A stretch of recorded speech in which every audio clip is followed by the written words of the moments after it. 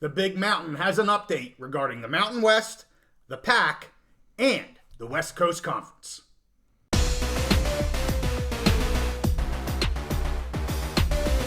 Conference realignment is always in the news, so we're back on the Big Mountain to keep you updated. Hey, it's great to have you here on the mountain. I am JY, and this is my good friend Steve. Steve, we're going to do a fairly brief episode here regarding mainly the PAC and kind of what's going on with them.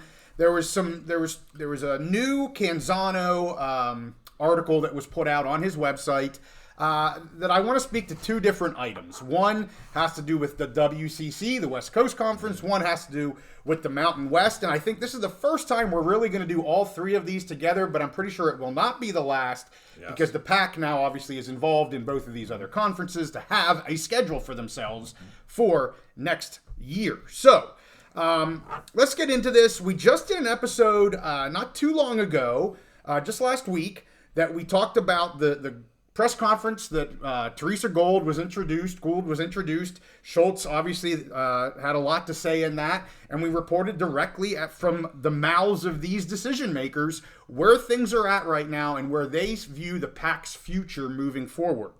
I set that as the beginning of this conversation because, again, as you have said before, those are the decision makers. Yes, they can be cautious in the way they talk. They're not going to give away too much, but you can also glean some things off of them, and I appreciate that.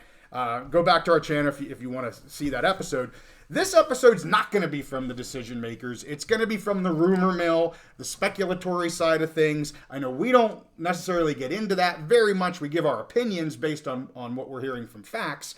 But these were a little bit more rumor-based, but I do want to bring them up just because I know they're out there. It's out in the public. The first one here, a column from Canzano, speaks to the West Coast Conference's agreement with the PAC, and apparently he had a conversation with one of the ADs from the West Coast Conference. So I'll obviously give this if his reporting is from an AD. Okay, I get that, and I think what you're going to hear him say makes sense. But I also think people pull a lot out of what these people are saying than what's actually there. So let me get into what was said. The AD's comments are in the hopes that they elevate their men's basketball program. This AD, they didn't state which one it was, but they want to elevate their program. And he wants the school to be in a position and to position themselves to be the next most attractive school should the PAC try to steal Gonzaga. So apparently it's not Gonzaga's AD because he referenced Gonzaga, but it's somebody else. I couldn't tell you who, but he's kind of going down this poaching model, possible poaching model. He quotes Commissioner Gould before by saying she has also said that the PAC will explore all options. He states that it is possible that the PAC considers poaching a group from the top West Coast Conference schools to form a basketball entity and then rebuild the football conference with Mountain West schools. I'm going to go into my opinion on this. He says, Gould says they're going to explore all options. We've talked about that. I think it's very clear they're going to explore all options. Is one of those options poaching teams? Maybe. I think a lot of people drive right to the fact that they're going to poach teams. They're going to rebuild the PAC. That's what they're going to do. I don't think here in the mountain we think that's their number one scenario. I actually think right now their number one hope is that they're going to get an offer from the ACC or the Big 12. I think that's what they hope happens, they being the PAC, in order to stay a power school. I think that is now their number one, to be honest with you. I think they're still going to explore the options to continue the PAC, but it's way easier to join an existing power conference than build one from almost scratch, which is where they're at right now, at least in terms of schools in a conference. So I think they're just grasping at straws. They're using this explore all options piece that was stated, not just by Gould. Schultz has been saying that for a while. Absolutely. And, they're just adding a lot more to that, a lot of more speculation than I think's there. Anything on that before I get to the even more speculative item? Well, I would just say I think it makes sense all around for everybody to be exploring options right now. I mean, you had a huge the PAC, the actual PAC-12 was this huge power on the West Coast, and it basically imploded. Yeah. So now you have a power vacuum. Yeah. And there is definitely room for a top level athletic conference, whether it's, you're talking about basketball programs or football programs that's centered on the West Coast, or the Mountain West into the mountain region into the West Coast. So there's room for that in both basketball and football. They're exploring all options, and like you said, the two, the remaining two, the Pac-12, whatever you want to call them, they're definitely looking at all options. I mean, they had the rug pulled out from under them. We've talked about many times where they would look at maybe the ACC, the Big 12, or just kind of wait a couple of years, because who knows what the ACC is going to look like, or it's even going to exist in a couple of years. So I think they're going to explore all options while waiting everything out. But that doesn't make for much excitement if you're a guy who writes articles, has a website or whatever. So he's got to keep things going. He's got to keep the excitement buzzing. I was going to get to that as well. Let's get to the next item, which is even more speculatory than the first item, because the first item he at least references an AD from another school. So I'll put obviously stock into that. I'm not going to say Canzano's lying. He clearly had a conversation. He's I think putting pieces together that maybe are on different puzzles, but that's okay. He's that's hearing some buzz, and he's hearing some rumors, and he's So here's the new buzz. Okay. And this one's too out there for me to really justify much here, but he states that he has heard from another school possibly involved in things, not OSU or WSU. So he's very clear this isn't Oregon State or Washington State he's getting this from, but another school that's possibly involved in some things, backdoor dealings, if you will, that talks are in motion to add 4 or 5 Mountain West schools by the end of June if Oregon State and Washington State have not found a Power 4 landing spot. June, Steve. That's 5 months from now. So let me keep going. Apparently, the AAC schools will take the remaining spots after the ACC gets first picks of the AAC schools. So we're now building this crazy model, which I get it. It's a bunch of the speculation that's out there. But I'm going to say, let me just say one thing here. I'm going to throw a flag. I'm throwing a yellow flag and saying, boop, timeout, Canzano. All right. First off, you or your source is getting, again, way ahead of themselves in all of this. And quite frankly, there's some contradiction of their own conclusions here. First, to me, Washington State and Oregon State are not going to have a Power 4 landing spot by June 30th of this year. I don't see that happen. I mean, I'm not going to say it's not going to happen, but very unlikely that is going to happen by June 30th of this year. Secondly, the ACC and FSU lawsuits are far from over. We do a lot of reporting on that. We've got another one's coming out here soon. But, they're going down this path of, well, the ACC is going to get first picks of that, and then this is going to happen. We're way far away from the ACC blowing up. May it? Yeah, it may. It ain't going to happen by June of this year, okay? Third, we heard directly, I'm going to go back to where we started. We heard directly from Gould that the next 3 months, the PAC is focused on getting through this spring season. After that, negotiations with the Mountain West could occur. Now, you can say, well, JY, she's talking about the Mountain West. She's not talking about having these separate dealings with individual schools. Okay, you're right. I would say, listening to that, it would be, I would have a very hard time with Schultz and Gould right now if that was actually happening behind the scenes, given what they have said in the press conference. Can it happen? Yes. Am I trusting of their what they have said recently? Yes. I'm much more trusting of what these two people are actually saying than this crap's happening behind the scenes. I just don't buy it. But we'll have to see. And to be clear, to your point, Steve, I get it. I don't know how reliable this intel is from Canzano. I have no idea where he heard this from. I don't know how actual this source is and how much this source is actually in the know. Are they just a booster that claims to be in the know? Or are they a rabid fan that knows what's going on behind the scenes? I have no idea, and I don't expect him to out, obviously, who's giving him information. Because as you said, he has a website, right? And I get it. He has to create content. He's posting at least daily, I think, on that. He needs to get clicks. And I'm not attacking him for what he does. I mean, clearly he's giving us something to talk about right now. But I take a lot of this, especially this second piece, this Mountain West piece, pure conjecture, pure supposition. Just there's nothing in the public from decision makers that makes me believe any of this is true right now.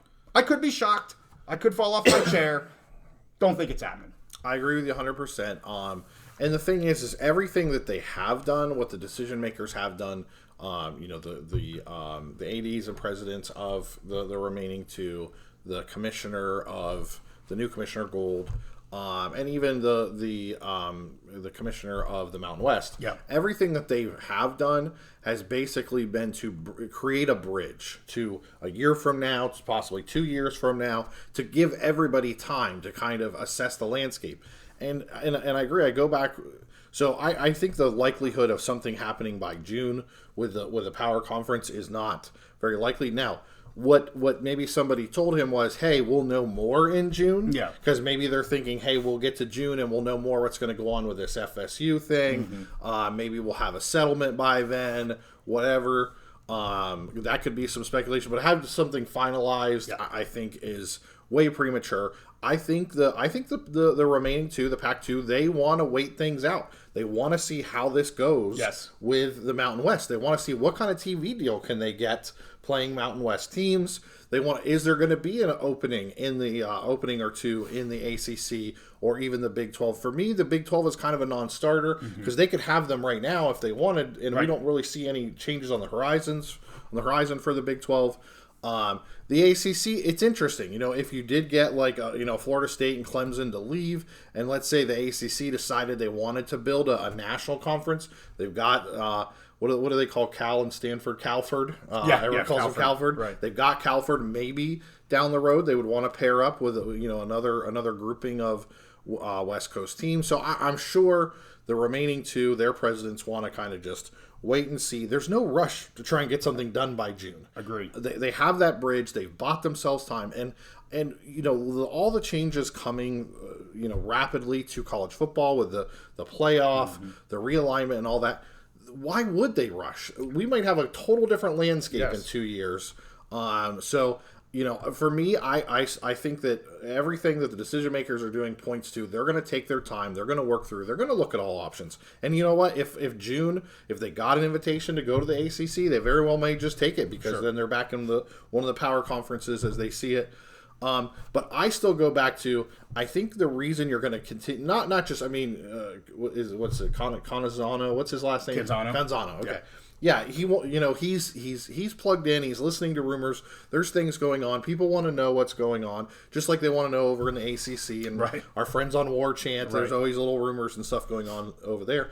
But I think all of these little rumblings lead to what I've thought all along is I think at the end of the day, and whether we use merger or poaching or however, that at some point the end all be all resolution is going to be the creation of a new.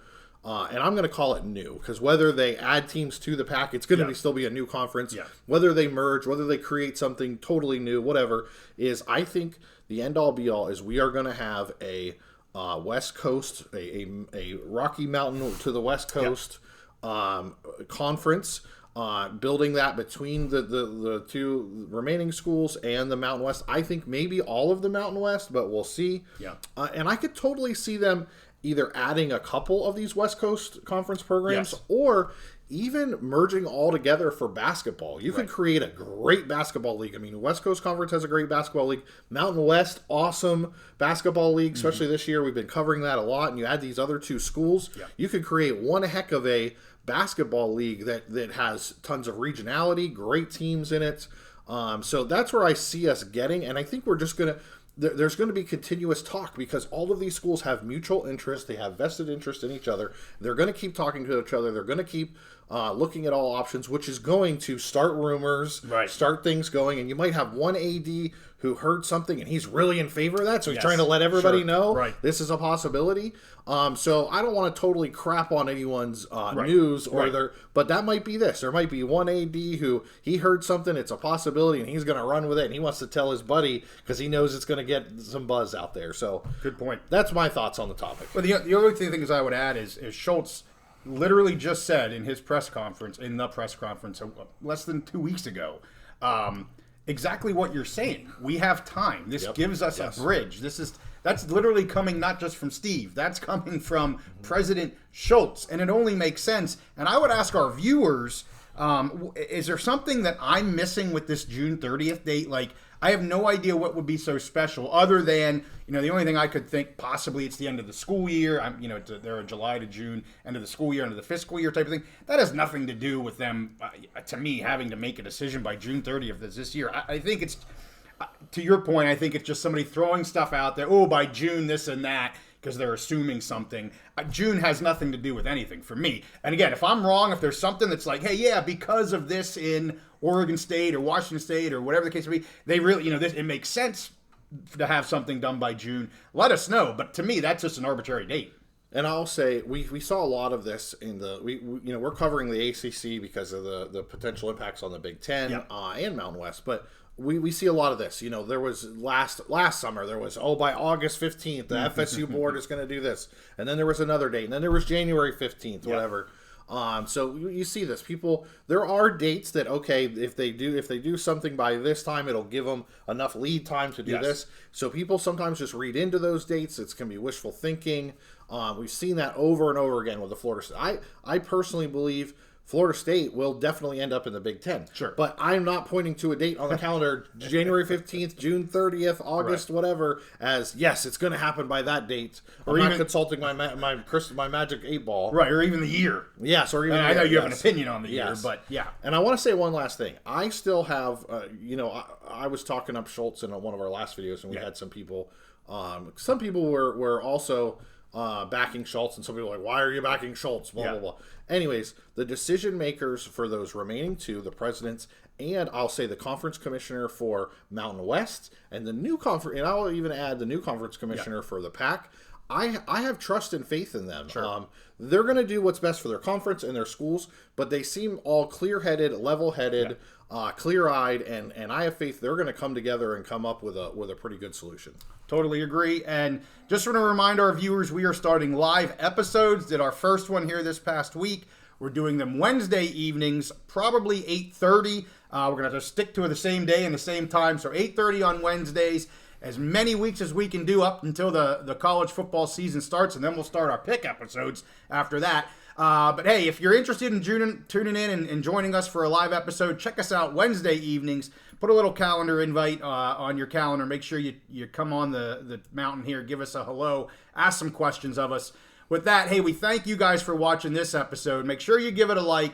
Subscribe if you like our content. We'll see you next time on the Big Mountain.